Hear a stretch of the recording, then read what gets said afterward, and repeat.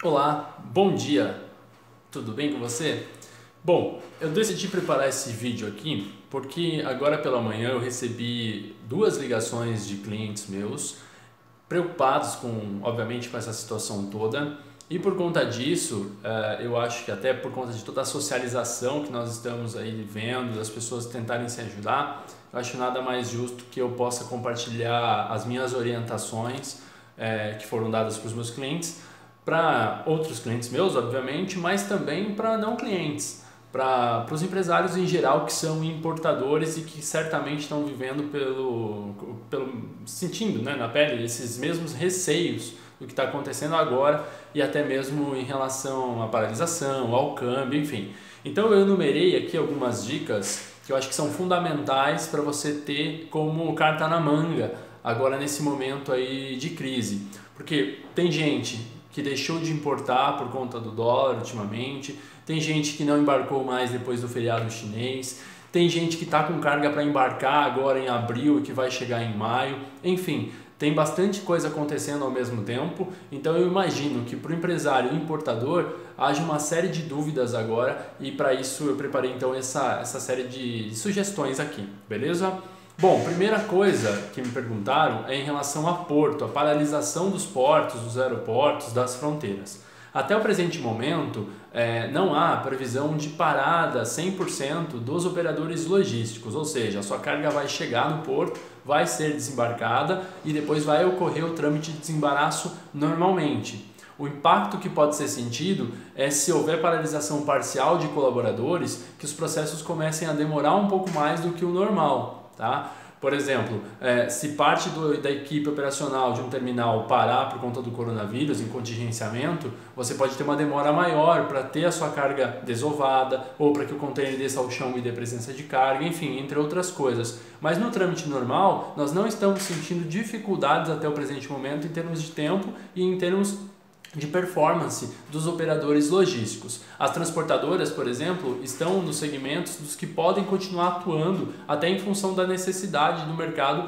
de não parar as suas entregas. Então, tanto despachantes aduaneiros, operadores logísticos, agentes de carga, essas empresas, elas possivelmente estão trabalhando no home office parcialmente, mas estão aí em operação, perfeito?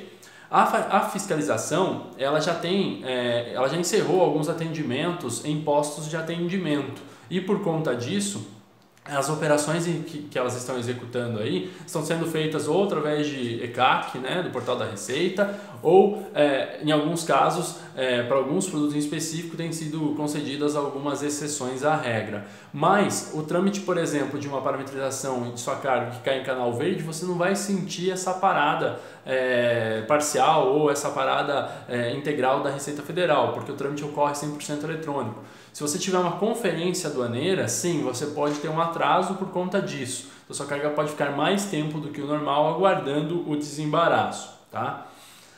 A logística de casos de empresas que usam o LTL, que são as cargas soltas, que chegam, são desembaraçadas e depois são transportadas pelo regime LTL até o importador, essas também podem sofrer algum tipo de atraso. Portanto, se você tem de repente uma urgência, a tua carga chegou e você não tem uma previsibilidade em relação à programação de entrega do LTL, opte por fazer uma contratação de um transporte dedicado. Você vai pagar um pouco a mais por isso, mas em compensação você vai ter uma assertividade maior, uma previsibilidade maior. O quarto tema é o câmbio. Em relação ao câmbio, com essa alta que nós tivemos ultimamente, nós atingimos aí nos últimos 90 dias em torno de 17% do aumento do câmbio no Brasil. Em média, o câmbio global subiu mas subiu 10%, ou seja, no Brasil nós tivemos um impacto maior do que em outras economias.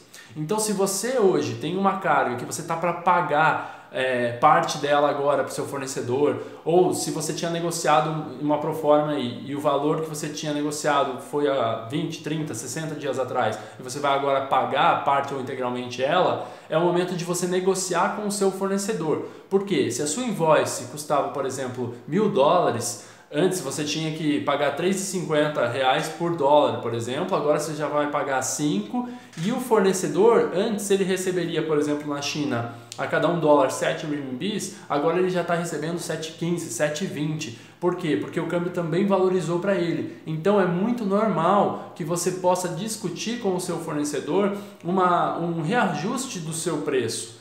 Então aquela invoice que você tinha acordado com ele tem margem para ele reduzir um pouco o preço em função de toda essa desvalorização global do câmbio. Hoje, os fornecedores, para vocês terem uma ideia, chineses, eles têm aí uma margem de 8% a mais de recebimento do que eles teriam há 90 dias atrás. Isso faz com que você possa barganhar com ele um mínimo de desconto. A minha dica é que você tente barganhar com ele pelo menos 3, 4%, que é o que normalmente ele poderia ceder para você, e já te ajudaria muito se reduzisse esse percentual, porque afinal de contas, reduzindo o valor da invoice, você tem uma redução em efeito cascata de todo o seu processo, tá?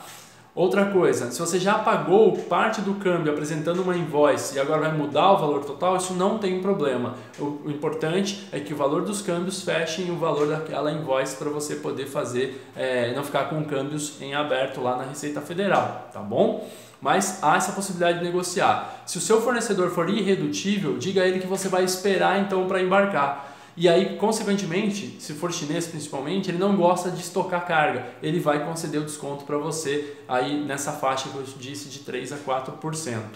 Outra condição que você pode negociar também, tem outra dica que eu dei aí, é se você tiver um câmbio para pagar para poder embarcar a mercadoria, adiantou 30 como sinal do seu pedido, tem mais 70 para complementar antes do embarque, negocie com o seu fornecedor para que ele retenha a documentação com ele, que ele realize o embarque e você paga esse balance, né, essa diferença ao longo do trânsito do seu processo. Se for marítimo, por exemplo, você tem 30, 35 dias para receber essa mercadoria, você paga ao longo desse processo. Então você vai esperar um pouco a reação do mercado. As previsões indicam que o câmbio deve cair agora ao longo de abril e deve cair em maio. Então, se você tiver um embarque ocorrendo agora em abril que vai chegar em maio, peça essa condição ao seu fornecedor para que a hora que a mercadoria esteja vindo ao Brasil, você tenha condições de avaliar melhor o câmbio e então você honra com o pagamento. O fornecedor tem a garantia do recebimento porque ele vai reter o conhecimento de embarque com ele, e sem conhecimento de embarque você não retira a mercadoria aqui no Brasil.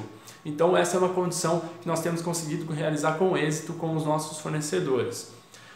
E por fim, se nada disso ainda for suficiente, se a mercadoria está chegando no Brasil com $1 a 5, 5,10 ou se ainda subir mais, você pode utilizar uma situação que ela é comum e ela pode ajudar muito nesse meio tempo, que é remover a sua carga quando ela chegar no aeroporto, no porto ou fronteira, para um porto seco.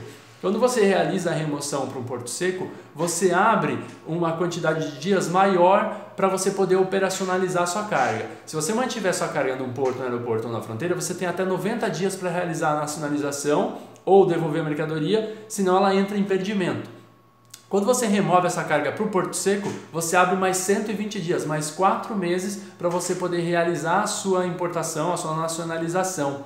Nesse meio tempo, obviamente, você vai pagando a armazenagem, mas normalmente o custo gira em torno de 1%, 1,10% por mês. Então, dependendo da desvalorização do câmbio que nós podemos ter nos próximos dias, pode ser compensatório você fazer uso dessa prática. Então, você escolhe um porto seco na rota de entrega da tua carga. Então, se você está no interior de São Paulo, você pode escolher, por exemplo, Campinas, Sorocaba para remover sua carga, ou mesmo São Paulo, e mantém ela por lá até que as coisas se normalizem. Haja vista que se você nacionalizar, por exemplo, a 5, 5,10, você pode ter aí um prejuízo no seu processo. Então, é melhor, de repente, você segurar um pouco mais e tomar como referência como o mercado cambial vai se comportar, para daí então você realizar a sua nacionalização. Então essas são as dicas que eu gostaria de dar para vocês, espero que possa contribuir aí e ajudar a suavizar, obviamente não vai resolver, mas suavizar um pouco os impactos em meio a essa crise aí, beleza? Estou à disposição de todos vocês e se eu puder colaborar, vou fazer com o maior prazer. Muito obrigado e até mais!